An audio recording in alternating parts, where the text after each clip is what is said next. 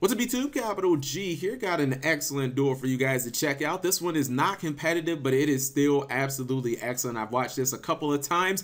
It is a really good duel, especially considering it's involving Red Eyes. And I simply say that because I think Red Eyes is the most submitted deck that I get on like a weekly basis. And a lot of the duels aren't that entertaining. Red Eyes obviously is more just of a casual deck, but this one is really good. A lot of good back and forth. And you guys go ahead and predict who's actually going to win this duel, because it is going to come down to the absolute wire, and it's going to be a very unpredictable way as to how this game ultimately is going to be concluded. I think Red Eyes doesn't have any accomplishments on the competitive circuit, like no regional tops or anything, and I think that Double R's Raid Raptors have like 3 regional tops. I know that one did top a regional in Tennessee. I know that for a fact, so at least it has topped the regional. Let's go ahead and roll this, see what is the king of the dark attribute. I believe that Double R's are up first. He's going to open with a Lord Darkness, and he gets Raid Raptor's Nest, which is obviously solid.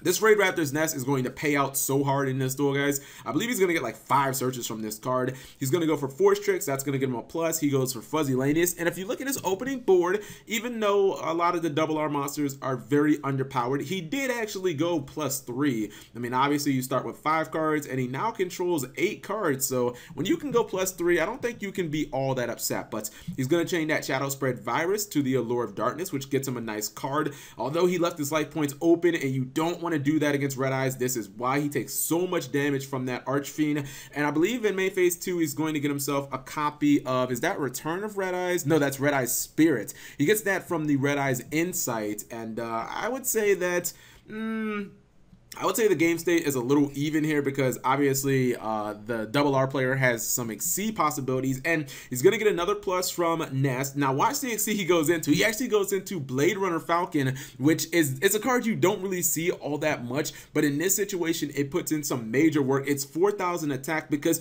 you basically have to be getting your ass whooped for the card to work. You have to be 3,000 life points down, and you know, clearly, as he only has 2,400 to 7,200, he is whoops, that wasn't supposed to happen. He's clearly getting his butt whooped, and his life points are at a huge deficit. So it definitely works in this situation. I believe that Red Eyes Spirit got him his Red Eyes back, so at least he has that on the field. And I think he's just going to attack with a Red Eyes and then pass. He doesn't actually solve the Blade Runner Falcon problem, so he definitely has to deal with that 4,000 attacker. He gets another plus from Nest, so that's 3 cards basically from Nest for free.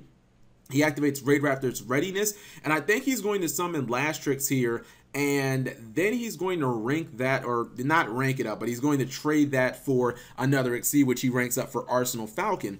I think that was Raid Raptor Revolution Force. So this guy's going to respond by activating Return of Red Eyes, and then he's going to go for, well, no, he used Return of the Dragon Lords, and then he used Return of Red Eyes to get him a Summon Skull, which, I don't know, this field does look kind of janky, especially considering what's on the other side of the field, these powerful Raid Raptor Exceeds. He rams that Arsenal Falcon, and he ends up getting it replaced by Ultimate Falcon. So this is really good, especially considering it ends up cutting the Red Eyes down by 1,000 attack. I mean, if you guys look at this field, it almost seems like it's insurmountable, as he has an Ultimate Falcon and he has a Blade Runner Falcon, which is 4,000 attack. I'd probably say that Raid Raptor should be able to close this out relatively easy, but watch this play. He's actually going to rank up, and then he goes for Big Eye, and he's actually going to take that Blade Runner Falcon, and he's going to attack over the copy of Ultimate Falcon. And just like that, guys, the game has been completely flipped, and you guys are probably thinking, oh, Cap, you trolled us, man. Looks like Red Eyes is actually going to get that victory. It's going to get actually worse for the Raid Raptors, because now he is just going off. He's going to summon a bunch of monsters, and yeah, he goes for Red Eyes Metal Darkness Dragon, but he tries to attack, and you guys remember when he got that Raid Raptor Readiness in the graveyard, I believe that was like the 2nd turn, he ends up using it. He banishes it so he can't take any battle damage. Now this might be the most clever play of the entire duel. During the end phase, he's going to activate Twin Twister. He gave up his Ties to the Brethren, the only card in his hand, and he's going to go after that Return of Red Eyes, and he's going to go after his own rank up. Which one is this? This is Skip Force. Okay, yeah, he's going to go after his own Skip Force, and Skip Force Force, I believe, is going to be activated from the graveyard. Yes, it is. And he's actually going to go into an Exceed play. Look at that. Raid Raptor's Nest has got him so many cards, and he actually goes for Zero Fane, and he wins the duel because he negates every single monster on his opponent's side of the field, and then he gains 300 attack for each monster that he negated. So I guess technically the Skip Force was irrelevant, wasn't it?